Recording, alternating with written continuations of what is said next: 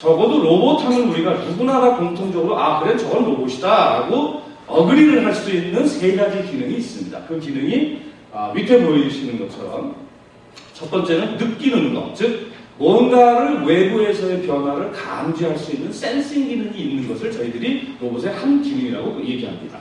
두 번째는 그렇게 해서 뭔가를 감지를 했으면 뭔가 계산을 해야 되겠죠. 그런 것을 보고 우리가 생각하고 혹은 컴퓨팅 한다고요. 마지막에 느껴서 생각하고 나면은 그 다음에 움직여야 되겠죠. 세 번째가 움직이는 것이 되겠습니다. 즉 여러분들이 아주 흔히 보이시는 상상하실 수 있는 것처럼 앞으로 쭉 걸어가다가 벽이 있으면은 눈으로 보고 벽이 있으면 나는 똑바로 못 가니까 왼쪽으로 돌아가야겠구나 하고 돌아가는 이런 행동을 생각해 보시면은 로봇이라고 한다라고 하는 거는 즉 외부의 환경을 느끼고 감지하고 해야 되는 그런 기능이 하나 있어야 되겠고 그 다음에 느꼈으니까 그다음에 생각을 하고 계산을 해야겠죠. 똑바로 가면 내가 부딪히니까 왼쪽으로 돌아가야겠구나, 오른쪽으로 돌아가야겠구나라고 하는 걸 계산을 해야 되겠고 마지막으로는 하던 일을 계속 가야 되니까 걸어가는 동작이 되겠죠. 따라서 로봇이라고 하는 것은 저렇게 느끼고 생각하고 움직인다라고 하는 세 가지 기능을 가지고 있다면 그거는 우리가 로봇이라고 이야기를 합니다.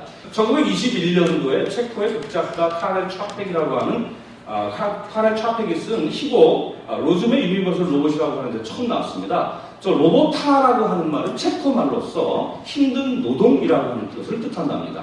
저 RUR이라고 하는 희곡의 내용을 보면은 농장에서 농부들이 일을 하다가 너무 힘들어가지고 인조인간 로봇을 만듭니다.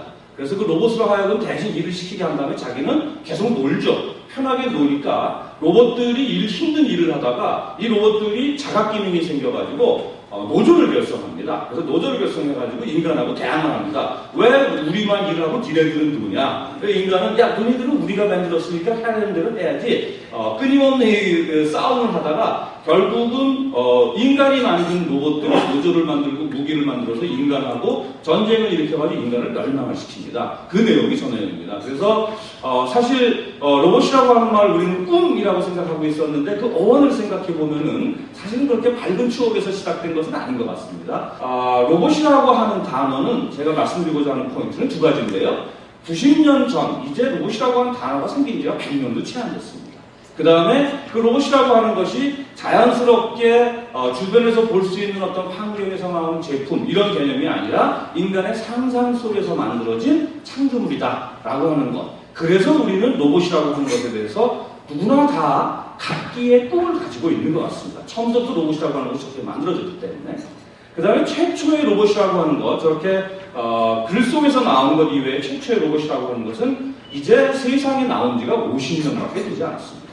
1961년도에 미국의 GM사에서 다이캐스팅 라인의 왼쪽에 보시는 것 같은 로봇을 집어넣는데 그게 처음에 나온 산업용 로봇이 되겠습니다. 사실 한 가지 좀 곁다리로 말씀드린 거는 미국에서 사실은 저 로봇에 대한 특허를 제일 먼저 만들고 제일 먼저 상용화를 해서 산업화를 했습니다만 저 로봇이 나오자마자 미국에서 가장 먼저 반응을 일으킨 곳은 노조에서 반응을 일으켰습니다. 그래서 가만히 보니까 저것이 들어오게 되면 우리 일자리를 다 없애겠다 해가지고서는 노조에서 반대를 합니다. 그래서 반대를 해가지고 정식으로 전체 생산 라인에 도입되기를 굉장히 어려움을 겪고 있던 차에 일본 사람들이 가가지고서는 그 공장을 보고선 니네 어차피 어려운데 이거 우리한테 팔아라. 그래가지고 미국의 유니메이트라고 하는 회사인데요. 유니메이트라고 하는 회사를 잘 설득을 해가지고서는 그 유니메이트라는 회사를 일본으로 데려옵니다. 일본으로 데려와서 가와사키라고 하는 회사하고 가와사키라는 회사를 아실 텐데 가와사키가 가와사키 유니메이트라고 하는 두 회사 조인트 회사를 만들어가지고 일본에서 처음으로 산업용 로봇을 만듭니다. 아시다시피 미국에서는 노조 활동이 굉장히 강합니다만 일본의 61년도 당시에는 노조 활동이 별로 그렇게 세지 않았을 때입니다. 따라서 일본에서 가와사키 유니메이트라고 하는 회사가 저 로봇을 만들어가지고 산업용 로봇을 만들고 일단 국내에 뿌리고 전 세계에 뿌림으로써 그게 시작이 돼서 지금 50년이 지난 지금 전 세계의 최고의 로봇 강국이 일본이 된 배경이 된 겁니다.